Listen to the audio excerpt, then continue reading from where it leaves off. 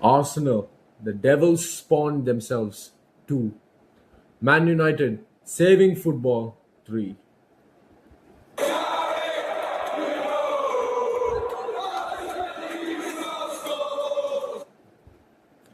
Carrick himself, best manager of all time. Win record 4, draw 1, 0 losses in 5 games. He drew to Tuchel, he beat Emery, he beat Arteta twice, and he beat Pep Guardiola, best manager of all time. Patrick Dogu, goal of the season. Mateus Cunha, second goal of the season. Arsenal, scummy bastards that they are, they could not scam their way to a victory at home against United. Small Minos United, who were lucky against Man City. Yet, we showed up. We showed up in that second half, showing them how to play football on their own patch. They say they're the best team in the world. They didn't show it today. What they showed me today was only they can play if the other team kind of bows down to them, says, "You're the greatest team in the world, Arsenal. You are so great." What many other teams like Liverpool do. But we are not Liverpool. We're not Man City. We're not going to fold in front of Arsenal. Who are Arsenal? What I see was a scared little team. What I saw was a Zubimendi who was panicking every second he got the ball. What I saw was a David Raya who did not know where his goal line was. What I saw was an Arsenal that is about to crumble. And what I'm seeing is Man United is about to take over the Premier League and next season the Champions League. Because after this performance that was put in by every single player of ours, guys, Dalot didn't look bad today. Patrick Dogu did not look bad today. The players that we are usually faulting, even Lamens, he was outstanding today. If it wasn't Lamens, if it was Onana, we know where this game would have gone.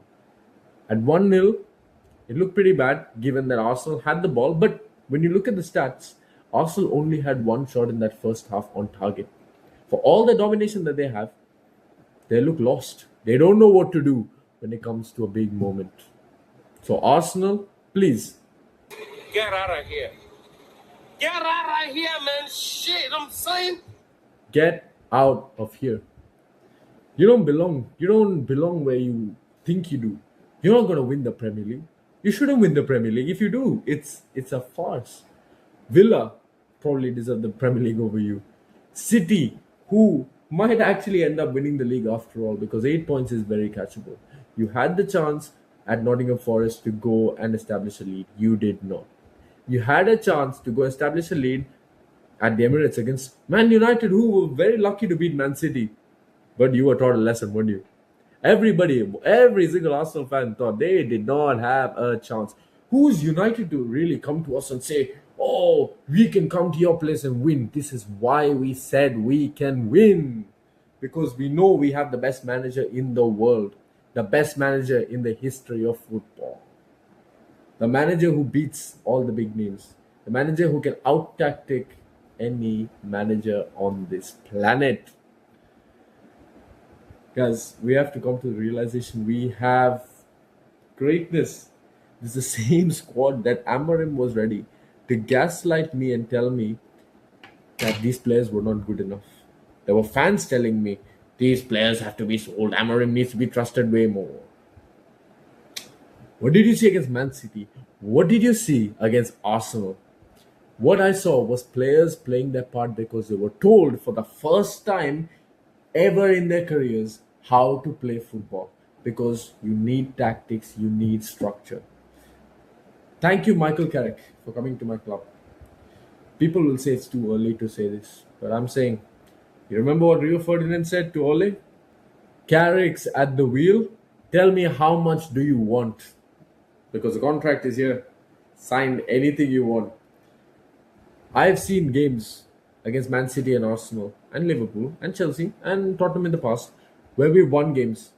There was a period under Ole where we beat Chelsea in the FA Cup, we beat Arsenal in the FA Cup, and we think, "Oh my God, we're back." But you know what was the difference?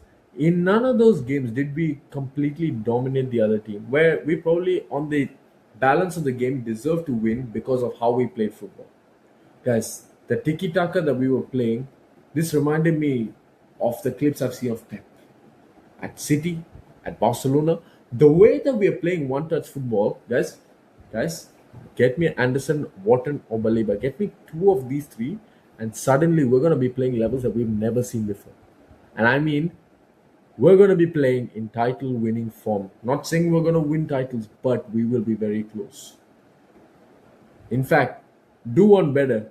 Give Carrick Ruben Neves right now in this winter because I think he has had the courtesy of deserving at least one of those midfielders.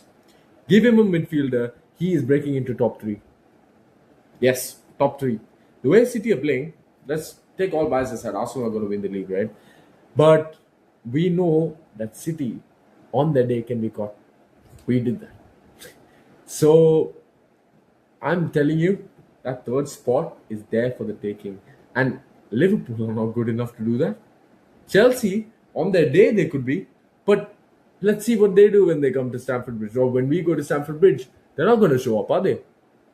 Guys, we're building something big. And we have the players to do that. Casemiro's last run. World class footballer. Again, time and time and time again. I have to say this for some reason. Kobe Mino, Casemiro, world class midfielders, which is why we won the game. We won simply because Carrick's tactics enabled Kobe Mino, Casemiro. Let's not even list everybody, right? Because everybody played their part. At first, I thought playing Mbomo wasn't a good idea. Because why? Well, because Arsenal's Gabriel and Saliba are physical and you can't play balls in behind. So, what is really the point of playing Mbomo when you could have played Sesko? I was wrong. I even said, why are you playing Dorgu? Because he only works against transitional teams. He's not going to do well against Arsenal, who play a deep block. I was wrong again. Two goal scorers. But however, the main Maverick shows up when we needed it. The game starts off with Arsenal scoring a scammy jammy goal. Big surprise from Arsenal? Not really. Odegaard shoots, and on the balance of play, you would say technically Arsenal deserved it at the point. But this is where we didn't give up because then Bruno had a chance, then Mbomo had a chance, and then before you know it, Zubimendi's mind has just gone away, and now in on goal, who is it? It's Brian Mbomo, proper Cameroonian shooter, man, and he is there to deliver when we need him. The guy scored at Anfield. He scored at the Emirates. He scored at the Tottenham Hotspur Stadium. He scored a brace against Brighton. And he scored at Old Trafford first goal against Manchester City at the Stretford end.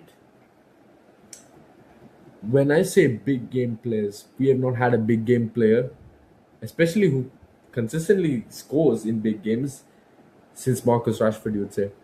And even Rashford, he wasn't consistent with his big game scoring. But this guy, Mbomo, hats off to you, sir. He's not the best footballer. He's not the best eye-catching footballer, obviously. I would say Ahmad is better in that aspect. But you can never, ever, ever, ever discount what Mbomo gives you. Because without Mbomo, where would we be? We would not be beating Arsenal. We would not have bragging rights over Liverpool. That much is certain. Because if Mbomo does not take that chance, guys, we're looking at a 2-3-0 because the way that Arsenal were playing, they were going to scam another goal any second. Like they did at 2-2. The second the 2-2 went in, when Marino scored such a jammy goal. Guys, I don't mean this lightly. They are Satan's disciples. You look at the team. The entire team is so unlikable from the fans. Their fan base is one of the most intolerable fan bases in the world. Take it to the next level. You have the players. Gabriel, Saliba, and Raya. Like, the entire team is built on just shithousery. That's the term, right? Because they are not built to really play free-flowing football. Because they had possession in the first half. They were dominating us. But what did they really create out of it? Domination, or when you have domination, what you should do is kind of what we did today. When you have the ball, you progress it and you challenge them. You say, Arsenal, what the hell can you do? And they couldn't have an answer because They did not know what to do. This is what big teams do. Big teams, when they have pressure, they not only do they play tiki taka like Barcelona and Man City. That's not for everybody. But here we were doing that one touch ball against Man City, against Pep himself, and against Arteta, his disciple. We've crushed two teams who, in different ways, are best in Europe, would be challenging for Champions League in their own ways. One team who everybody thinks will win, according to Arsenal fans, the team who's going to win the quadruple this season. All right. If you really think you're going to win the quadruple, good luck with that. But I'm so happy that we saved this team and Michael Carrick from losing. Thank you, Cunha, for scoring a goal that gave us a deserved win against Satan's disciples. This team should not win the Premier League. And I don't say this because I don't like the Arsenal fans, not because I don't like the Arsenal players, which I don't, but they don't deserve the league because of the way they're trying to scam their way to the league. Every team that usually wins the league plays attractive football. At least throughout large periods of the season, they play attractive football. Look at Liverpool last season. In the first part of the season, they were unstoppable, but they were playing pretty football. City, every season that they play, maybe they start off slow, but towards the end, they are the team. This is Arsenal is scamming own goals and the set pieces. That's how they're getting their league. Look at the Wolves game. They won at home to Wolves. We didn't. Oh, boo hoo! But they scored two own goals, didn't they? Today they got an own goal. How they get those own goals, I still don't understand how their corner setup works. Because the crowd laments, they kind of surround him such that he can't escape. How is it that referees still don't penalize that? Either ways, this is not just a victory, Arsenal against Man United. This is United winning for football by playing football the right way. The way that it is supposed to be played. The beautiful game has been won. Arsenal, go cry. Arsenal fans, go cry because you don't deserve anything. You don't deserve a Premier League if you did win this. And you know what? I'm just happy today. Like, whatever happens in the rest of the season, I know we beat Arteta at his own place. The guy who tries scammy tactics, we won it the right way.